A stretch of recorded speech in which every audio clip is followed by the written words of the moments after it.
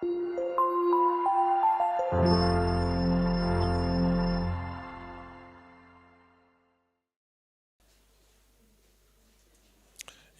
աղոթող եղեք ձեր երեխաների, ձեր թոռների համար, աղոթող եղեք, որպեսզի Տեր Աստված ինքը առաջնորդի եւ երբ որ ժամանակը գա վերստին ծնունդ տա մեր երեխաներին։ Ես ուղղակի որպես ծնող արդեն իսկ աղոթում եմ, արդեն իսկ մտածում եմ սրա մասին, թեև փրկությունը կամ վերստին ծնունդը մեր ձեռքերում չի, բայց մենք որպես ծնող մեր պատասխանատվությունն ունենք։ Եվ ուզում եմ, որ դուք իրապես բավականին լրջությամբ մոտենաք այս հարցին եւ լրջությամբ քայլեք Աստծո առաջ, որովհետեւ այն օրհնությունը, որ մենք ունենք երեխաների տեսքով, ոչ միայն օրհնությունը, այլ նաեւ մեծ պատասխանատվություն է։ Ինչի որտեվ ծնողները ոչ միայն նայելու են այն ամենին, ինչ որ մենք սովորեցնում ենք, այլ նաև նայելու են մեր կյանքին։ Ինչի որովհետև որոշ առումով հեշտ է հարևանին կամ ինչ որ մեկին ավետարանը քարոզել, որը որ այդքան էլ ձեզ հետ շփում չունի,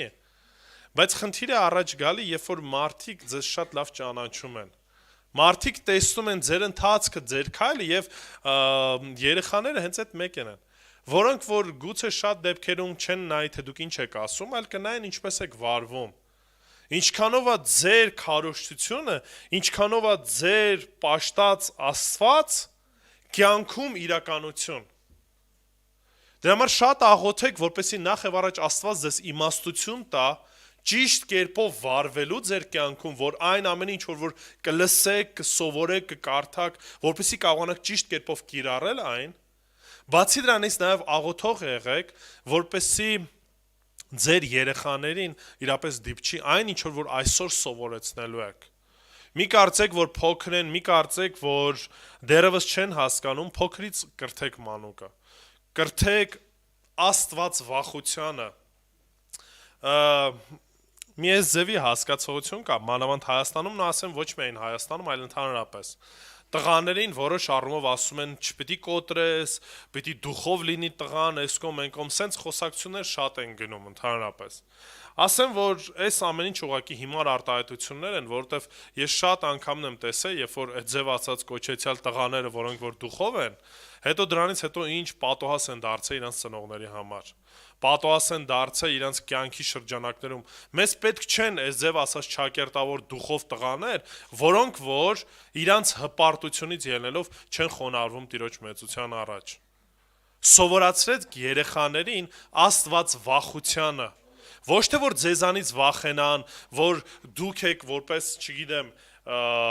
մեկը որ տեղի անտեղի պատժում է, խնդիրը դրա մասին չի։ Խնդիրը նրա մասին է, որ նույնիսկ պատժի շրջանակում ցույց տվեք երեխային, որ իրանք մեղք են գործել Աստծո առաջ։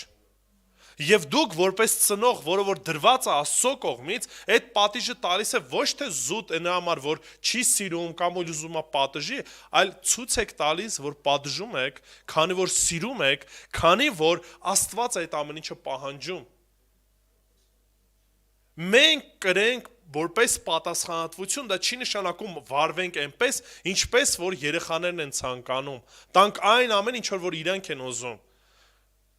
Ձեր հնարավորությունների սահմաններում արեք, այո, լավագույնը ձեր երեխաների համար։ Բայց թող որ այդ անելիքը կամ այդ արարքները չլինի թե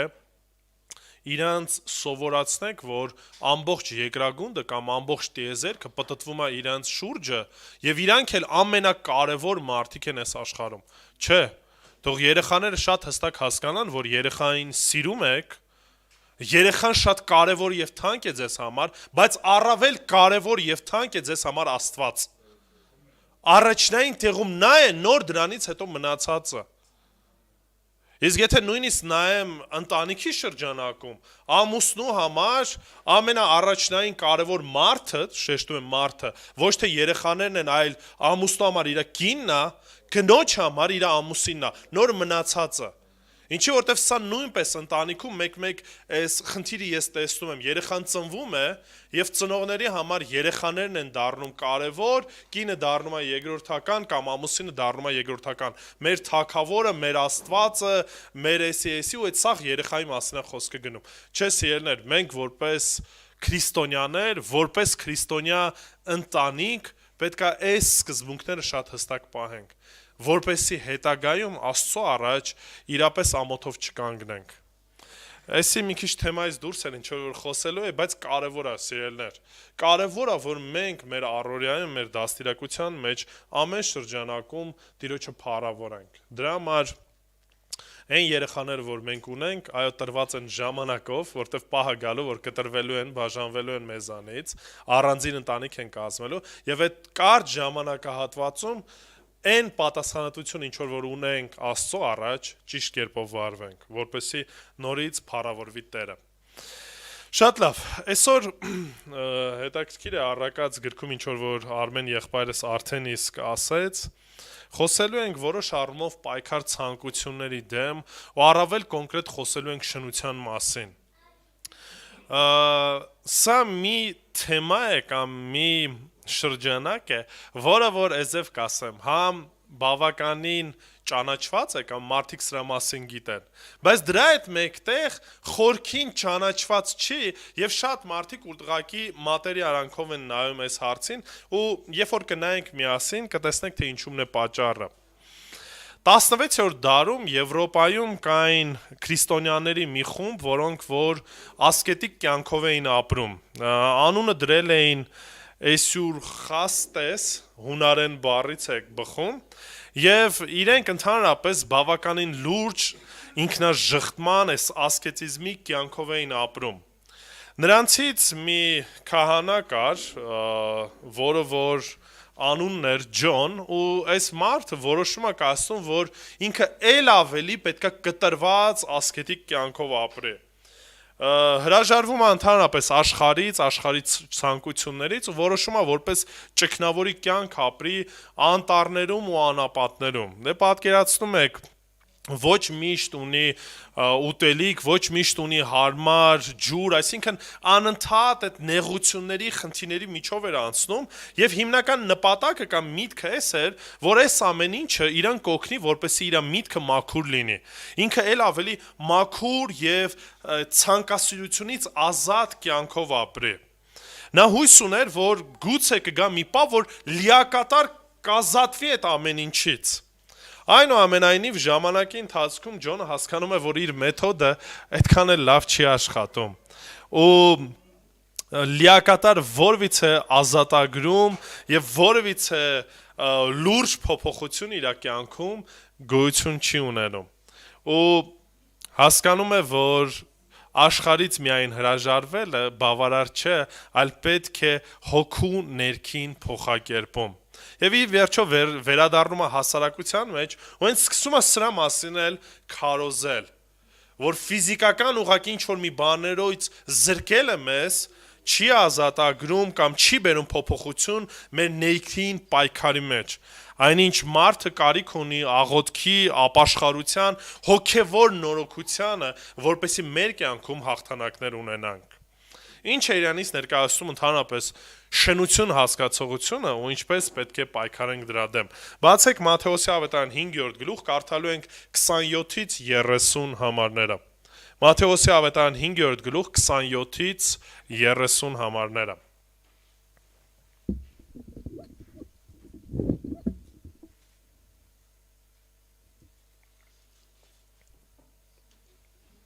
Լսել եք, թե ինչ ասվեց, մի շնանա, բայց ես ասում եմ ձեզ, ով ցանկասիրությամբ նայի որևէ կնոջ, արդեն իսկ իր սրտում նրա հետ շնացած կլինի։ Եթե քո աչքը քեզ գայթակղեցնում է, հանիր այն ու քեզանից դեն գցիր, որովհետև քեզ համար լավ է, որ անդամներիցդ մեկը կորչի, քան ամբողջ մարմինդ գեհենը ընկնի։ Եթե քո աջ ձեռքը գայթակղեցնում է քեզ, կտրիր այն ու քեզանից դեն գցիր, որովհետև քեզ համար լավ է, որ անդամներիցդ մեկը կորչի, քան ամբողջ մարմինդ գեհենը ընկնի։ Եկեք աղոթենք։ Տեր Աստված, փառք ենք քեզ տալի քո խոսքի համար եւ շնորհակալ ենք ով Հայր, որ ունենք գրավոր խոսքդ, գրավոր հայտնությունդ, գրավոր ճշմարտությունդ Տեր, որով որ առաջնորդվում ենք եւ որով որ մեր կյանքն ենք ուզում շինենք։ Ոստի աղոթում եմ, որ հիմա այցելություն անես ամեն մեկիս այստեղ գտնված Տեր Աստված։ Վեր առնես ամեն մի խանգարող հանգամանք, որը որ կարող է պատճառ հանդիսանա, որ չլսենք, այլ օգնես, որ ոչ միայն լսենք, այլ կիրառելով մեր կյանքերում այն ամենը, ինչ որ կառնենք խոսքիցդ, քեզ փառավորենք մեր ողջ կյանքի ընթացքում։ Դու փառավորվիր եւ դու մեծարվիր Հիսուսի անունով, ամեն։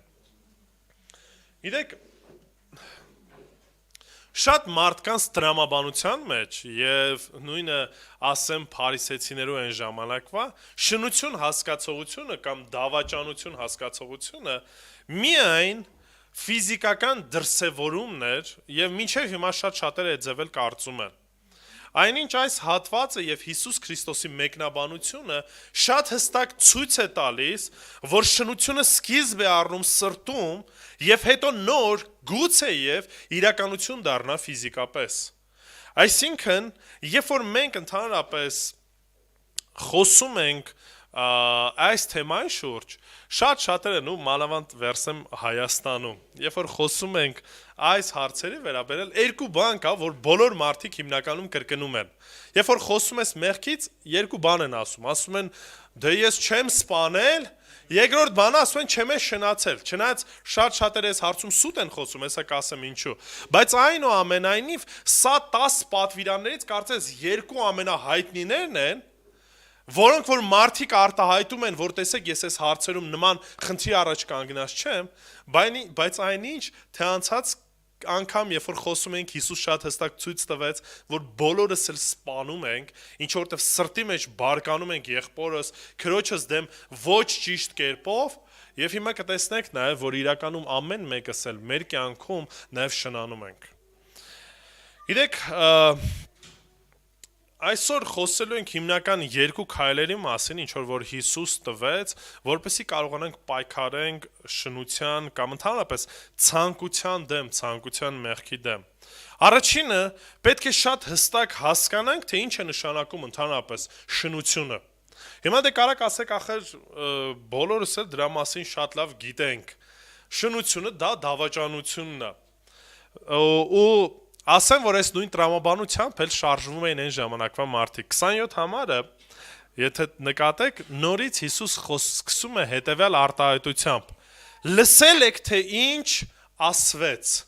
Հիմա այս լսել եք, թե ինչ ասվեցը, մինչև այդ նորից տեսել ենք, ասում են հնուց գիտեք կամ հետևյալ կերպով էր ասվել մի սպանիր, ստեղ էլ ասում է մի շնանա։ Որտեղից է մեջբերում Հիսուս անում։ 5 տականից, ելից գրքից, այո, 10 պատվիրանից 6-րդն է ասում, որ մի սպաներից հետո ասում է մի շնացիր։ Հիմա նորից մարդկանց մոտ այս տպավորությունը կա ու այս հասկացողությունը կա, եթե ֆիզիկապես չեմ արել, ուրեմն ազատ եմ։ Որովհետև որևիցե խնդիր, որևիցե հարցում այս ես չեմ արել, ուրեմն ամեն ինչ նորմալ է, որևիցե խնդիր, որևիցե հարց չկա։ Բայց Հիսուս այսքանով չի շարունակում։ Դրանից հետո ասում է, բայց ես ասում եմ ձեզ։ Ես անցած անգամ ասացի, Հիսուս այստեղ ոչ թե դեմ է կանգնում կամ ծռում է օրենքը,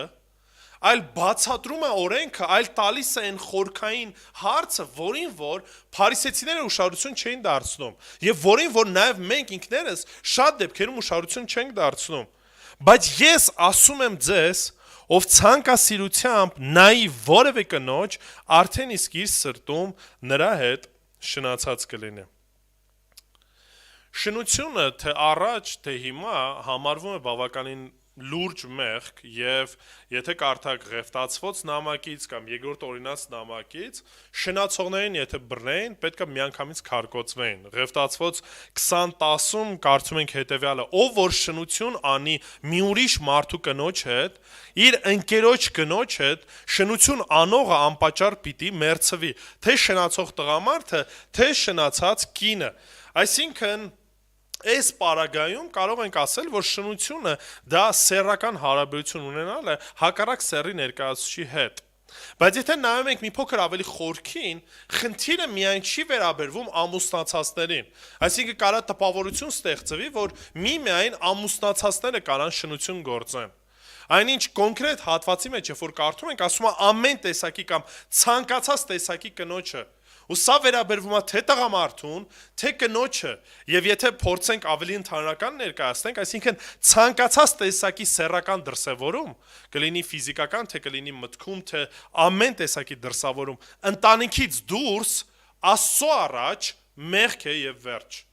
Ես ուզում եմ, որ ստեղ բոլորը լսեն, առավել եւս տեսնում եմ բավականին երիտասարդներ կա, եւ սա ոչ միայն երիտասարդներին է վերաբերվում, բոլորին է վերաբերվում, բայց Պողոս Արաքյալը շատ հստակ ասում է, որ երիտասարդական ցանկություններից պետք է երիտասարդները փախտեն։ Սա մի բան է, որը որ մեր ողջ կյանքի ընթացքում հետևում է բոլորին։ Այսօր մենք այնպիսի ժամանակաշրջանում ենք ապրում, որտեղ որ սեռականություն ընդհանրապես գովազդվում է ամեն ինչում, բառից բուն իմաստով ամեն ինչում, սկսված գովազդներից, ինչ որ կարաք տեսնեք, չգիտեմ, կլինի մեքենա, թե ինչ, չգիտես ինչի, անպայման ինչ որ կանայք պետք է այդտեղ ներկա լինեն եւ վերջացված ուտելիքից։ Այս ամեն ինչը այնքան է բարձացված, այնքան է գովազդված, որ այսօր աշխարհը տարված է սրանով։ Ապրում է սրանով։ Դրա վրա միլիոնավոր դոլարներ են ծախսվում եւ այս ամեն ինչը առաջնորդվում է այս շրջանակում։ Ինքը չեմ ուզում ասեմ այդքան էլ կարևոր չի կամ այդքան էլ տեղին չի, բայց իրականում այս ամեն ինչը մարդիկ այնքան են ամեն ինչը բարձրացրել, որ ուզենք թե չուզենք ամեն մեկս առնչվում ենք ամեն վարքյան ամեն պայես շրջանակում։ Նույն խնդիրը կար նաև այն ժամանակ։ Նույնիսկ Հիսուսին էին փորձում այս հարցում, տեսնեին ոնց կվարվի այս օրենքի շրջանակում, կվարվի այնպես որ հարկն է, թե օրենքը կծռի։ Վստահ եմ բոլորդ էլ գիտեք այդ պատմությունը, Հովանու ավետարանում են կարդում 8-րդ գլուխ, 4-ից 7 համարները կկարդամ ու նաև 11-ը։ Եվ ասացին Հիսուսին. Վարդապետ, ասեն որ փարիսեցիներն են, կրոնավորներն են։ Վարդապետ, այս կինը բռնվել է հայտնապես շնանալիս։ Մովսեսը օրենքում մեզ պատվիրել է քարկոծել այսպիսիներին։ Հիմա դու ինչ ես ասում։ Հիմա շարություն դարձեք, մոտենում են որպես ուսուցչի, ներկայացնում են ասում են վարդապետ, դες եթե դու ուսուցիչ ես, օրենքն ես սովորեցնում, օրենքի համեմատ հիմա բերել ենք մեկին, ով որ հայտնապես, այսինքն բռնացրել են շնություն անելիս։ Հետաքրքիր է, որ տղամարդուն չեն բերել, մենակ կնոջն են բերել։ Այնինչ կարդացինք, որ երկուսն էլ պետքա քարկոծվեն, բայց հիմա չեմ ուզում այդ դետալների մեջ մտնենք։ 6-րդ համարը կարևոր հարց է տալիս։ Ասում է, բայց նրան փորձելու համար էին այդ ասում, որպեսզի նրան ամբաստանալու պատճառ ունենան։ Գիտեք ինչի։ Որտեվ եթե Հիսուս հայտարարել ասել սպանեք, քարկոծեք ու այդ կնոջը սպանեն, ինքը Ռոմի առաջ պատասխանատվություն էր կրելու, ինչի որտեվ ռոմեական կայսրության տակ էին գտնվում եւ իրանք իրավունք չունեին մեկին մարդասպանությանը, այսպես ասած, դատավճիռ մտցնելու։ Դրա համար Հիսուսին իրանք չորոշեցին միայն քարկոծել կամ սպանել եւ արեցին, այլ օգտագործեցին հռոմեացիներին, որտեվ օրենքը այդ ձև էր ասում։ Եվ հիմա երկու դեպք կա։ Եթե Հիսուսն ասի քարկոծեն խնդիր է ունենալու, եթե ասի չէ, ուրեմն ինչ է անում, օրենքն է ծռում։ Հիսուսը գետնին նայելով մատով գրում էր հողի վրա, բայց երբ պնդում էին իրենց հարցումը, նա վեր նայեց ու ասեց. ձեզանից ով անմեղ է, թող առաջինը նա քարը գցի դրա վրա։ Ուշադրություն դարձեք, Հիսուս չի ծռում, չի ասում այդ օրենքը այլևս չի գործում, ես եկել եմ նոր սկզբունքներ, նոր օրենքներ եմ բերում։ Չի խոսում նման բաների մասին, այլ պարզ տեսնելով իրենց սիրտը, տեսնելով իրենց շարժառիթը, որ ոչ թե ուզում են, որ ապեսի Աստծո օրենքը իրականություն դառնա, այլ ուզում են փորձեն իրեն, ասում են առաջինը դուք քարը նետեք, դուք գցեք, ով որ անմեղ է, թող ինքն էլ այդ առաջի քարը գցի։ Երբ որ բոլորը կամանց թողնում հելնում գնում են հանդիմանվելուց հետո, Հիսուս 11-րդ համարում հետևյալ խոսքն է ասում. իսկ նա ասաց, ուր են կամ հարցնում ասում են ուր են նրանք ովքեր որ քեզ պետքա քարկոծեին, ասում է ոչ ոք տեր չի մնացել, Հիսուս նրան ասաց. ոչ էլ ես եմ քեզ դատապարտում, գնա ու այսուհետև մեղք մի գործիր։ Այստեղ Հիսուս ոչ թե ծռում է կամ անտեսում է օրենքը, այլ ողորմություն է ցույց տալիս։ Իրականում Տիրոջ ողորմությունը մենք վայելում ենք ամեն վայրկյան սիրելիներ։ Եթե Տեր Աստված վարվի մեզ ըստ արդարության, ինչի՞ եմ ես սա շեշտում, որտեղ շատ շատերը հենց այս ձևել խոսում են, արդարություն են պահանջում Աստծուց, ասում են էսի անարդար է, էսի այս ձև վարվեց, ինչի միանգամից Աստված չի պատասխանում, հասկանում եք, մենք այն ինչ որ պահանջում ենք Աստծուց, մի պահ մենք ինքներս պետք է մտածենք։ Եթե ես Աստծուց արդարություն պահանջեմ, ես կենթանի չեմ մնա մեկ վայրկյան էլ անգամ։ Ինչի որտեվ Տեր Հիսուս ամեն վայրկյան, ամեն պահ մեր նկատմամբ ոչ թե վարվում է արդարությամբ, այլ վարվում է ողորմությամբ։ Վարվում է ողորմությամբ, որտեվ ամեն մեկս էլ մեր կյանքում ծռում ենք օրենքը, մեր կյանքում վարվում ենք այնպես, ինչպես որ մենք ենք ցանկանում։ Եվ Տերը միանգամից չի մեզ քարկոծում, այլ ինչ է անում, ժամանակ է տալիս շտկվելու, ժամանակ է տալի խոստովանելու։ Սա է Հիսուս Քրիստոսի սերն ու ողորմությունը, որ մենք վայելում ենք։ Մենք չենք ասում, որ մենք փրկվածներս կամ Քրիստոսի հետևորդները սուրբ ենք ու անարատ։ Իհարկե ոչ, հակառակը։ Ինչքան իրականում խորանում ենք մեր մտքերի, մեր քայլերի մեջ, այդքան հասկանում ենք, թե ինչքան Տերը ողորմած է գտնվում ամեն վայրկյան մեր կյանքում։ Մենք պետք է գիտակցենք, հասկանանք մեղքը ինչ է, որպեսզի նաև հասկանանք Տիրոջ սերը։ Դրա համար Հիսուսն ասեց, որ ում որ շատը ներվեց, նա շատ էլ կսիրի կամ նա շատ էլ կհասկանա։ Հասկանում եք, եթե մենք այդ գիտակցությունը չունենք, մենք չենք ընդունում մեր մեղավոր էությունը, մենք կարծում ենք, որ մենք սուրբ ենք, մենք խնդիր չունենք, մենք խաբված ապրում ենք ու երբեք էլ լիարժեք չենք հասկանալու, թե իրապես Քրիստոս ինչ է արել մեզ համար։ Հիսուս Քրիստոս իր ողորմությամբ սիրեց մեզ եւ մինչեւ հիմա իր ողորմությամբ էլ ապրում ենք։ Իր կյանքը տվեց, որպեսզի ես եւ դու հնարավորություն ունենանք այստեղ նստելու, այստեղ աղոթք անելու։ Այդ նույն ողորմությունը նաեւ տեսնում ենք աշխարհում։ Մարդիկ կան մեկ-մեկ ասում են, դե ինչի Տերը չփրկեց այս մեկին, այլ փրկեց ինձ կամ մեկ ուրիշին։ Եղբայր, ասենք, դա մեր գործը չի։ Բոլորս էլ արժանի ենք դատապարտության։ Ում որ ողորմել է, Տերն ասում է ում ողորմեց, դա մեր գործը չի։ Մեզ միայն մնում է Տիրոջը փառավորել, Տիրոջը մեծարել, որտեվ ամեն մեկս էլ մարդասպան ենք ու շնացող ենք մեր սրտում։ Ու ենք։ Ու Տերը ողորմում է, Տերը փրկում է։ Նույնպես պետք է հասկանանք, երբ որ խոսքը գնում է գրվածը գնայի կնոջը, այն չի նշանակում, որ կանայք ազատ են այդ հարցում, որ կանայք այդ խնդիրը չունեն։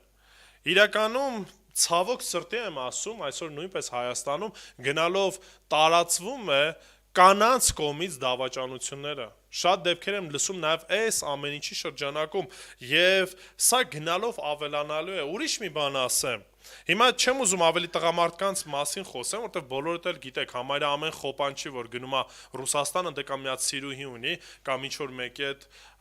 շնություն է գործում։ Ու ցավով եմ ասում, շատ կանայք էլ սա նորմալ են նայում, դե տղամարդ է, հիմա ոչինչ, էս կողմ են կողմ։ Հասկանում եք, այս հասկացողությունը կա։ Ես նույնիսկ խոսում էի մեկի հետ, ով որ ասես լուրջ հայրենասեր էր, ընտանիքի սիրո մասին էր խոսում, ասում ախր այդ սիրո մեջ կնոջը դավաճանում ես, ասում դե չէ, դա դավաճանություն չի, դա բնական կարիքների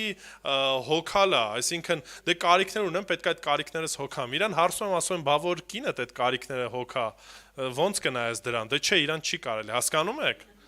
Այսինքն, այս տրամաբանությունը ցավով եմ ասում, բայց դաստիարակվում է եւ սերնդեսերունդ գալիս է։ Եվ սրան նորմալ են նայում, ու երբ որ հարցը գալիս է, ասենց հանգիստ ասում են, դե չէ, մենք չենք շնացել, էլի, դա շնություն չի, դա դավաճանություն չի, դե պրոստը կարիք էր, հոգացել ենք ու անց է գնացել է։ Դեռ մեկ-մեկ երբ որ երիտասարդները հարցում են, ասում են պետք է ամուսնանանք հավատացյալի թե անհավատի հետ, հասկանում եք, սա նենց հարցեր են, որ ես զարմանում եմ։ Ինչի որտեվ եթե մեկը տրամաբանություն նույնիսկ խոսքի շրջանակում հասկանում է, որ աշխարհիկ կինը եւ աշխարհիկ ամուսինը ուրիշ շարժառիթներով, ուրիշ մտածելակերպով են ապրում, եթե ուզում ես այդ ձևի մեկը ունենաս քեզ ամուսին, գնա ամուսնացի։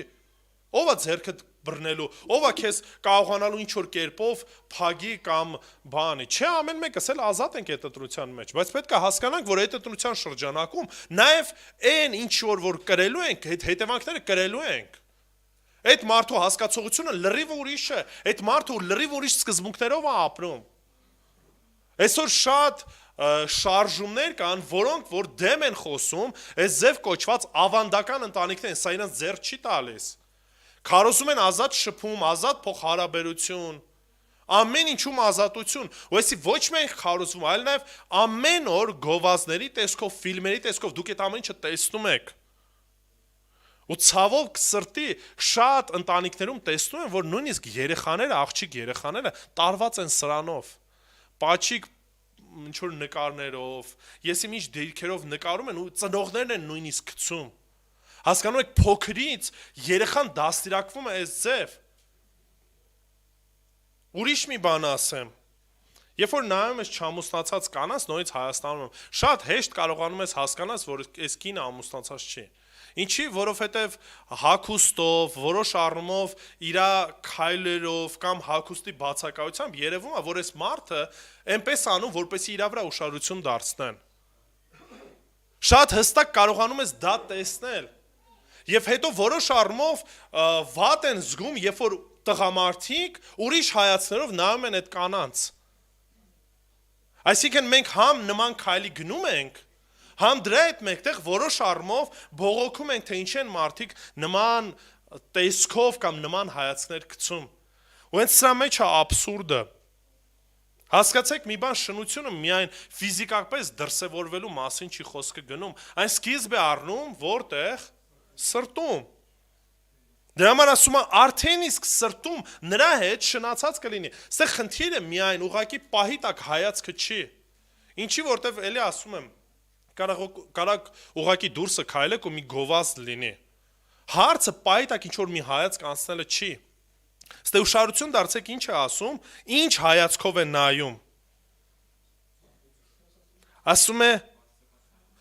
բայց ես ասում եմ ձեզ, ով ցանկասիրությամբ նայի որևիցե կնոջը, սա ոչ թե պատահական հայացք գցել է, պատահական սենց ինչ-որ մի բան, այլ նպատակային ես նայում եմ, որպեսի մեջս այդ ցանկությունները գրգռեմ։ Նպատակային է, այս ամեն ինչը սրտիս մեջ է արդեն իսկ, եւ ես նպատակային փնտրում եմ դա, հայացքս ուղղում եմ դեպի դրան։ Հոբը շատ հստակ սրա մասին գիտեր։ Հոբ 31:7-10 համարներն եմ ուզում կարդանք։ Եթե իմ ոտքը ճանապարհից խոտորել է եւ իմ սիրտը հետևել է իմ աչքին, հիմա ուշադրություն դարձեք, ինչ է ասում, որտեվ աչքով կարա պայտակ լինի, ինչ որ մի բան անցավ գնաց, բայց ասում է սիրտս չեմ կապել այն ամեն ինչին որ տեսնում եմ։ Ասում է, եթե այս ձևը իմ ձեռքերին մի արատ է կպել, թող ես սերմանեմ, բայց ուրիշը ուտի եւ իմ աճեցրածը արմատախիլ արվեն։ 9-րդ համարը։ Եթե սիրտս մի կնոջ նկատմամբ մոլորվել է, ուշադրություն դարձնում եք, նորից սրտի մասին խոսքը գնում։ Եթե այդ սրտիս մեջ արդեն իսկ այս կնոջը դրել եմ, ուշադրությունս ամեն ինչս դրա մեջ աչքերս ուր են գնալու, այդ կնոջ հետևից են գնալու։ Ու ես իմ հարևանի դրանը դարանամուտ եմ եղել, թող իմ կինը ուրիշի համար աղորիկ պտտի եւ ուրիշի վրա ուրիշները թեքվեն։ Այսինքն պատկերացեք Հոբի այդ հասկացողությունը, որ 5 տականում է շատ հստակ էս մարդիկ գիտեն, որ ցանկությունը կամ շնությունը միայն չի սահմանափակվում ֆիզիկական գործողությամբ։ Այն սկիզբ է առնում սրտում։ Եվ փարիսեցիները, երբ որ փորձում էին նմանը ներկայացնեն, Հիսուս ցույց է տալիս, որ իրանք ինչ են անում, երեսպաշտությամբ են զբաղվում։ Արտաքինից ամեն ինչ լավ է, արտաքինից կրոնավոր ենք, մաքուր ենք, սուրբ ենք, ոչ մի խնդիր չունենք, բայց ներքից փտած ենք։ Ներսից այնց մտքեր են պտտվում, այնց խնդիրներ են անցնում, որ վայ եթե հանկարծ այդ ամեն ինչը երևա։ Դրա համար Հիսուս ուշադրությունը դարձնում է խորքին։ Դրա համար կարան մարդիկ կանգնեն, կրոնավորներ, էզևի սուրբեր ու ասել, դե մենք մեղք չենք գործել, ոչ մարդ եմ սպանել, ոչ էլ շնություն եմ գործել։ Այդ արտահայտությունը հազարներով եմ լսել։ Նույնը ասում էին փարիսեցիները։ Եթե ես Հիսուսի ծառան եմ ու ներքին իմ մեջ այդ պայքարը չկա, ուրեմն ինչ որ մի խնդիր կա, հասկանում եք։ Եթե ներքին պայքար ես չեմ տանում այս ամեն ինչի հետ, ուրեմն խնդիր ունեմ։ Գուցե վերստին ծնված չեմ, որտեղ տրվում եմ ամեն ինչին։ Ամեն ինչի վրա այս ուշադրությունս է, մի փոքր առիթ լինի, շատ հեշտությամբ կխաբվեմ, շատ հեշտությամբ կդավաճանեմ, մի փոքր առիթ լինի, որպեսզի իմանամ գոնե դրա մասին չեն իմանա։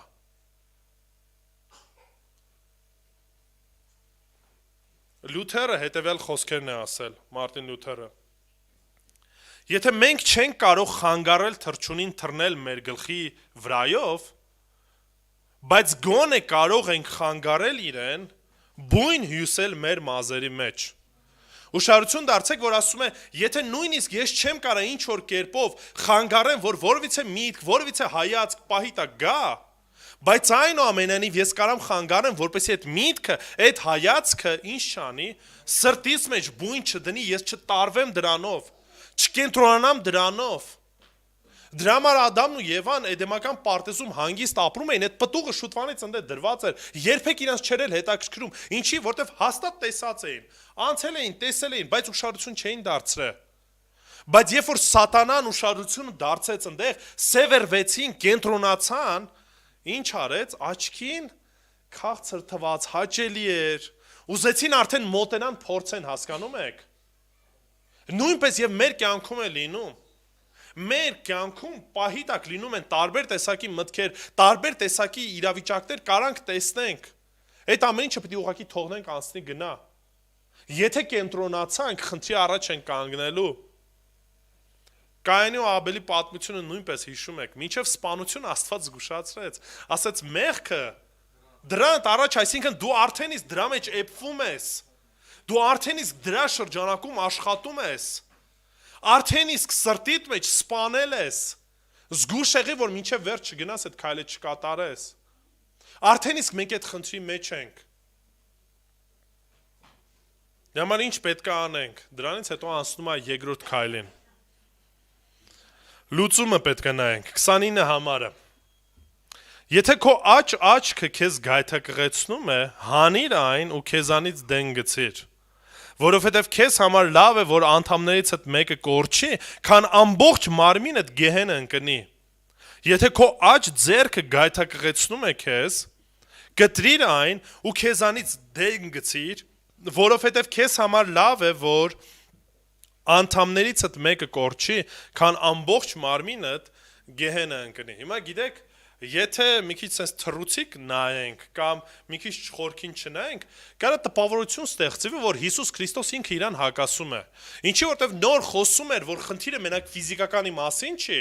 խնդիրը սրտի մեջ է, ու հանկարծ Հիսուսն ասում է աչքդ գայթակղեցնում է աչքդ, հանի դենն է դիր, այսինքն ֆիզիկական ինչ որ մի գործողություն կատարի վիրահատական։ Աչ ձերքդ ինչ որ կերպով քեզ խանգարում է կամ գայթակղեցնում է, կտրի հեռացրա։ Հիմա հարց։ Կույր մարդը երկու աչքերը հանած,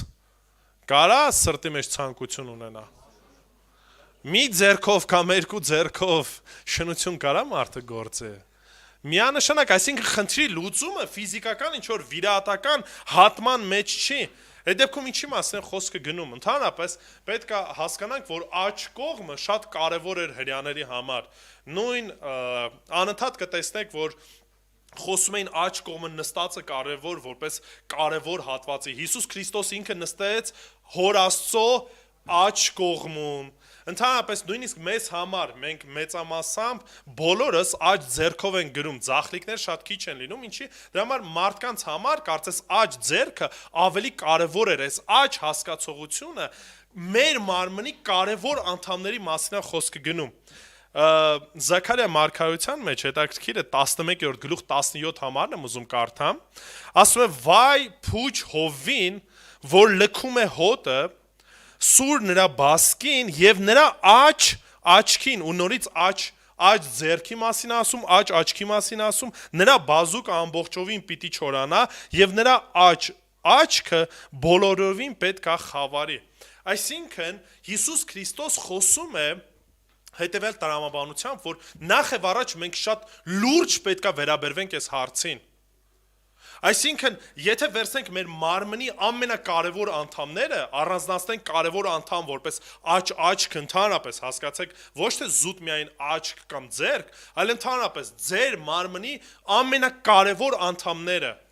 Եվ ասում է, եթե ձեր գայթակղության հետևանքով գնալու եք գեհեն, այսինքն հավիտենական բաժանում է լինելու, ավելավ այդ կարևոր անդամներից ինչ անեք, զրկվեք, հրաժարվեք, քանց թե գնաք հավիտենական դժոխք։ Աստծո խոսքը շատ հստակ ասում է, որ շնացողները երկնքի արքայությունը չեն ժառանգելու։ Շատ հստակ է սրա մասին խոսքը գնում, որ ամեն պոռնիկ, ամեն շնացող երկնքի արքայությունը չի ժառանգի։ Հետաքրքիր է այսօր, որ Արմեն եղբայրս խոսում է, նաև գինեմոլների մասին էլ ասում, որ հարբեցողներն չեն ժառանգի։ Ինչի որտեղ տրվում են ցանկությանը, տրվում են իրենց կյանքին, ու եթե մեկը որ այդ կյանքով է ապրում, բնական է, որ Հիսուսին չի հետևում, Քրիստոսինը չի կարա միաժամանակ համընդեղ ապրի այս շրջանակում, համ էլ նաև Քրիստոսինը լինի։ Դրա համար ասում եմ, որ այս մարդկանց կյանքը շատ հստակ ցույց է տալիս, որ նրանք Քրիստոսինը չեն։ Դրա համար Հիսուս ուզում է, որ մենք լրջությամբ նայենք այս հարցին։ Ու ասում է, նույնիսկ ուրախ կլինի մարդը, որ ինչ որ մի անդամ է ձև ասած կոպիտ է հնչում, կտրվի, հեռացվի, բայց գոնե փրկություն ստանան, բայց այս էլ չի աշխատում, ժողովուրդ։ Սա ուղղակի լրջության մասին է խոսքը գնում, որ մենք ցավոք սրտի շատ դեպքերում մատերի արանքով ենք նայում։ Ինչ շնություն, ինչ գայթակղություն, ինչ մեղքեր, ինչ ցանկություններ, դե բոլորն էլ դրա մեջ են ապրում։ Ժամանակակից աշխարհի մեջ ենք ապրում։ Հասկանում եմ այս ամեն ինչը, բայց ոչ օրենքն է փոխվել, ոչ էլ օրենքի դատապարտությունն է փոխվել։ Պատիժը մնացել է նույնը։ Տարբերությունն են, մենք որպես քրիստոնյաներ, Տեր Հիսուս Քրիստոս ինքը կրեց այդ պատիժը մեր տեղը, այնպես չի, որ այդ պատիժը չկա, ինքը կրեց խաչի վրա մինչև վերջի իր թափված արյունը մեր մեղքերի համար էր, մենք պետք է պատժվեինք, բայց Քրիստոս այս ամեն ինչն արեց, ոնց բայ դեպքում հարցի լուծումը տանք, մտքի փոփոխություն պետք է տեղ ունենա, ներքին փոփոխություն, ապաշխարություն պետք է լինի, Հռոմեացիս 12:2 համարը բավականին հայտնի է բոլորին։ Ասում մի կերպարանվեք այս աշխարհի կերպարանքով։ Աշխարհը ինչ է թելադրում։ Լավ էլ ցույց տուր քեզ, ինչքան որ հնարավորություն ունես, կարողություն ցույց տուր, որ մարդիկ տեսնեն, գնահատեն, ցանկություն ունենան։ Ասեն, որ մարդիկ կան, որ իրապես ուրախ են, սիրում են, երբ որ մարդիկ իրանց վրա նման ձևով նայում են։ Այսօր ինչա այդքան զարգանում TikTok հասկացողությունը, Instagram հասկացողությունը, ինչա զարգանում, որտեղ մարդիկ ցուցամոլ են, ուզում են ցույց տան, մարդիկ կան ովքեր որ նայում են, մարդիկ էլ կան ովքեր որ այդ ամեն ինչը ցույց են տալի։ Սա է աշխարհի թելադրանքը։ Նայեք խելամիտ, նույնիսկ տեսեք, ես չեմ ասում հոգևոր։ Նայեք մի փոքր ավելի ուսումնական ինչ որ նյութերը տեսեք գիտական նյութերը, տեսեք քանի մարդիկ քանի հոգի են հետաքրքրված դրանով, եւ ուշադրություն դարձեք մի քիչ կարճ հագնված կամ մի քիչ գեղեցիկ աղջիկներ կանայք, գուցե ոչ մի բան չանեն, ուղղակի կամերայի դեմը կայնում են, մի քիչ սենց են պտտվում, մի քիչ սենց, ու տեսեք թե քանի հետևորդներ կան։ Տղամարդիկ իրանց կողմից են նայում, ցանկություն ունեն, կանայք էլ իրանց հերթին այդ ամեն ինչը ցույց են տալիս։ Ու այս ամեն ինչով ուրախ ու զվարթ աշխարհը ապրում է, ու մենք էլ ցավոք սրտի որպես եկեղեցի ժամանակ առ ժամանակ տրվում ենք դրա մեջ։ Այլ ինչ արեք, այլ վերափոխվեք ձեր մտքի նորոգությամբ։ Ուշադրություն դարձեք, Պողոս առաքյալը շատ հստակ ասում է, որ ձեր մարմինները որպես ընծա պետքա տակ, ձեր ողջ կյանքը պետքա տակ Տիրոջը ծառայելուն։ Դա հնարավոր է միայն այն ժամանակ, երբ որ մտքի փոփոխություն լինի։ Մտքի փոփոխություն չկա, կյանքում որևիցե փոփոխություն չի լինելու, արտաքին ինչ որ տեսքդ կարող է ինչ որ բաներում սահմանափակվես, չփորձես ցույց տաս, որտեվ էտել եմ տեսել։ Կներեք, էլի քույրեր ջան, որ մի քիչ շատ եմ կանանց մասին օրինակ բերում, բայց սա է։ Տեսել եմ կանայք, ովքեր որ կարճ են հագել, բայց ինքը դրանից լավ չի զգում։ Անընդհատ sense ձգում է ներքև, որ շատ չբարձրանա վերև։ Բայց այնուամենայնիվ ինքն է հագել, հասկանում եք։ Ներքին կարծես որոշակի պայքար կա, բայց էդի իրական փոփոխություն չի։ Դաստիարակությունից է գալի, մի փոքր այլ ինչ որ հարցեր կան, որը որ այո պահում է մեր հայ ազգին։ Ինչի որտեվ վերջի վերջո քրիստոնեական որոշակի մշակույթ ունենք։ Բայց սա չի իրական փոփոխությունը բերելու։ Մտքի պետքա փոփոխություն լինի։ Ինչպես պետքա մտքի փոփոխություն լինի։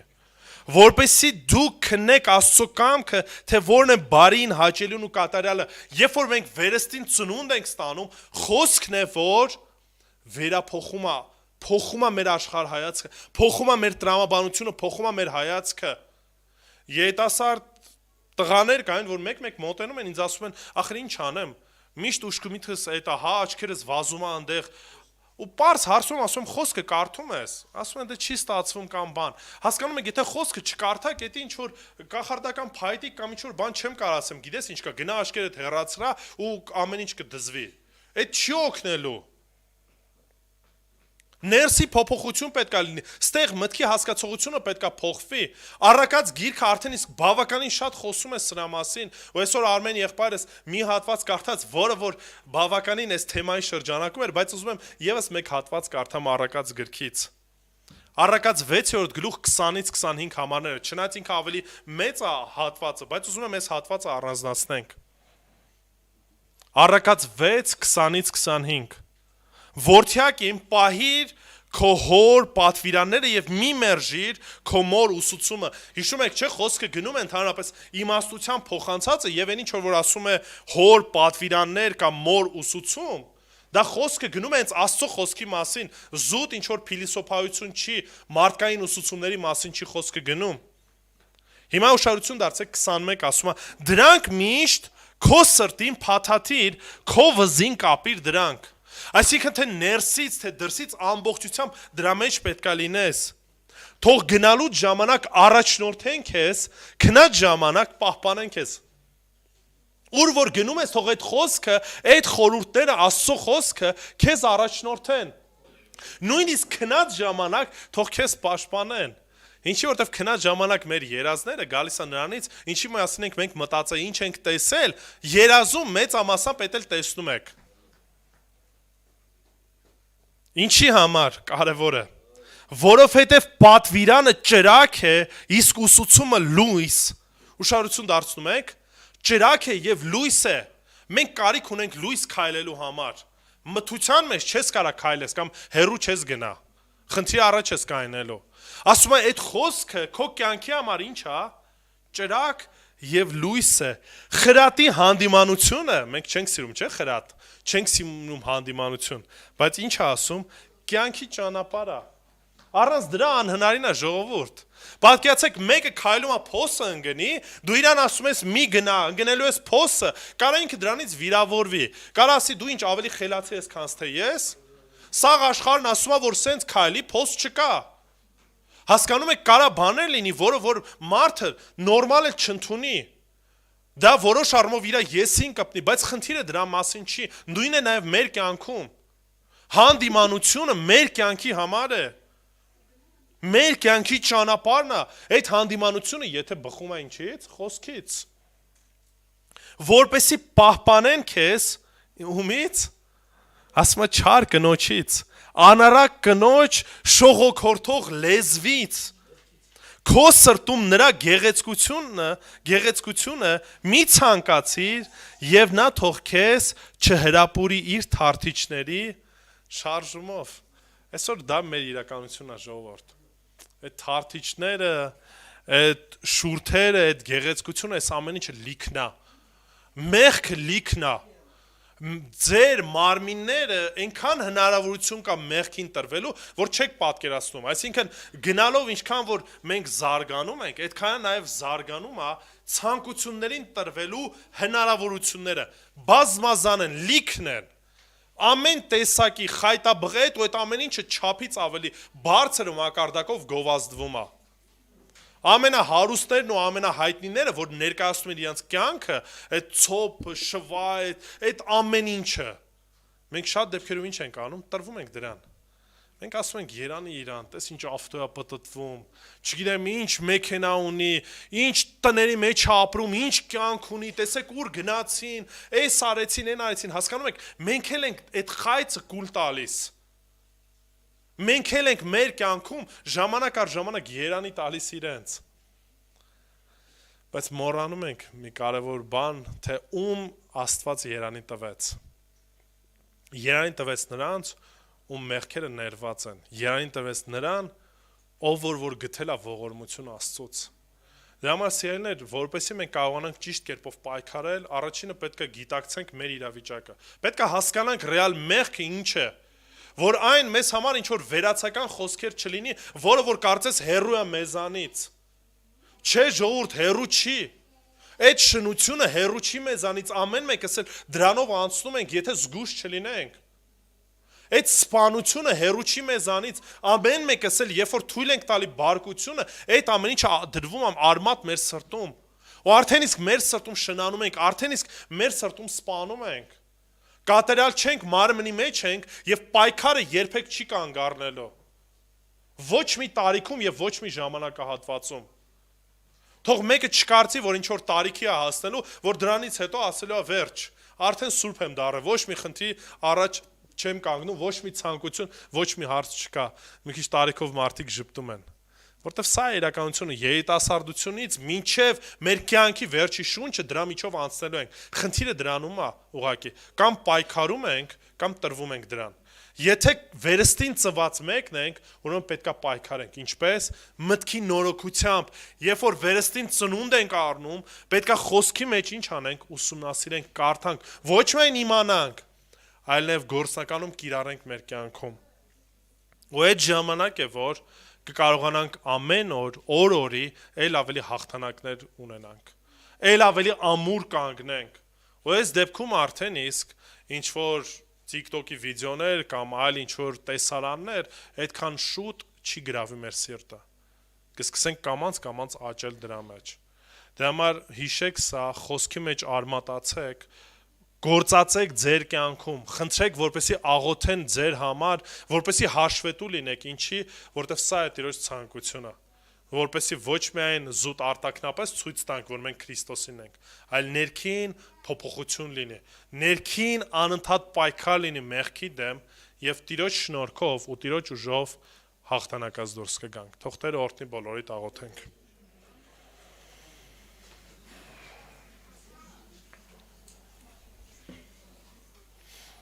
Տեր Աստված, փառք ենք քեզ տալիս, որտեվ իրապես ողորմած ու գթած Աստված ես։ Որովհետև ամեն մեկից չես տալիս ըստ արժանավույնը, որտեվ մեր մեղքի որպես արժանիքը դա դատապարտությունն է եւ մահն է։ Այլ ողորմեցիր, գթացիր Տեր, սրբեցիր մեզ ամեն անիրավությունից եւ այո հիմա մեզ կանչում ես, ասում ես եւ այլևս մեղք մի գործեք։ Տեր օգնի, որպեսզի խոսքիդ մեջ արմատացած լինելով առնենք այն ուժը, որ տվել ես մեղքի դեմ պայքարելու։ Որ կարողանանք աճենք մտքի նորոգությամբ։ Կարողանանք գիտակցել, հասկանալ որն է սխալը եւ որն է ճիշտը։ Եվ որպես եկեղեցի մաքրվենք օրորի Տեր, որտեվ դու մեզ կանչեցիր սրբության։ Աղոթում եմ ով Տեր, որ այստեղ գտնվող բոլոր երիտասարդների համար Տեր, որ իրապես նրանց սիրտը մաքրես եւ օգնես, որպեսզի իրանց որոշումների մեջ հանկարծ ու հանկարծ չտրվեն ցանկություններին։ Որտեվ շատ դեպքերում բաներ կարող են տեղի ունենալ, որոնք որ այլևս հետ չեն կարող բերել Տեր։ Ուստի այցելությունը արա, որ ամեն մեկը իրենց կյանքի որոշումների մեջ իրապես գտնեն աստվածահաճո որոշումներ, աստվածահաճո կողակիցներ։ Աղոթում եմ նաև բոլոր այստեղ գտնվածների համար, ովքեր որ գուցե ինչ որ շրջանակներում այո մեղք են գործել, քո առաջ, իրենց կնոջ առաջ, իրենց ամուսնու առաջ, ներիր, որպեսզի այլևս նման բաներ մեր կյանքում չկրկնվեն Տեր։ Որպեսզի տեղի չտանք սատանային եւ տեղի չտանք գայթակղություններին Տեր։ Որպեսզի ամեն առիթով, ամեն իրավիճակներում Տեր աղոթենք, որպեսզի դու մեր սիրտը մաքրես, որտեղ մենք մեր սիրտը չենք ճանաչում։ Որովհետև ինչպես որ առակած գրքում է ասում, մեր սիրտն է, որ ստեղծում է ամեն չարություն, ամեն մեղք, ուստի դու վերափոխիր։ Օգնի, որ օր-օրի պայքարի մեջ էլ ավելի հաղթող լինենք եւ սրբության կյանքով ապրենք։ Ու այս ամեն ինչի փառքը միմիայն քոնն է, Տեր, որտեվ մեր ուժերով, մեր ցանկությամբ ու մեր կարողություններով չեն կարող անել։ Միմիայն քո ողորմության, քո որդու կատարած գործի եւ քո շնորհքի միջոցով է, որտեվ թե կամենալը եւ թե կարողությունը նորից քեզանից է։ Հիսուսի սուրբ անունով, ամեն։